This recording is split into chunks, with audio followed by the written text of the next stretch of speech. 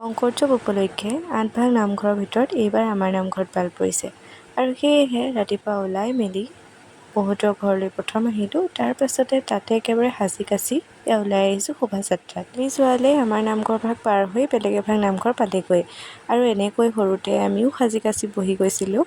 এতিয়াও দিনবোৰ মনত পৰে। এতিয়া মই কিমান বছৰ আছিলোঁ পাহৰিলোঁ, কিন্তু মোক এবাৰ লক্ষী সজাই বহাই নিছিলে। ভাগে ভাগে এনেকৈ ৰাস্তাত খোৱা বস্তু বিতৰণ কৰা হয়। আকৌ এয়া যাত্ৰা আৰম্ভ হ'ল যে প্ৰত্যেক ভাগ নামঘৰতে ভাগত ফুৰাই আৰু লগতে এয়া হাতীও অনা হৈছিলে। এইবাৰ যথেষ্টখিনি মানুহ হৈছে, তাৰ প্ৰমাণ এয়াই, ইমান দীঘল লাইন। লগতে জুবিন দাক শ্ৰদ্ধাঞ্জলি জনাই তেওঁৰ ফটো লৈ যোৱা হৈছিলে শোভাযাত্ৰাত।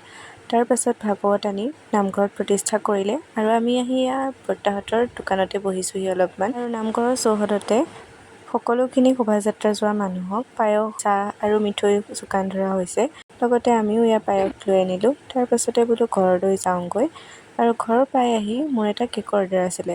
বাৰ্থডে আছিলে মোৰ জেঠাইৰ ছোৱালীৰ। কেকটো আছিলে বেণ্টো আৰু তাত বৌ লগাই দিবলৈ দিছিলে। মোৰ পৰা যদি এনেকুৱা কেক ল'বলৈ বিচাৰে যোৰহাটবাসীয়ে, তেনেহ'লে তলত দিয়া স্ক্ৰীনৰ নাম্বাৰটোত কণ্টেক্ট কৰিলেই হ'ল। এইটো হৈছে ফাইনেল লুক। আজিলৈ আহিছোঁ, বাই।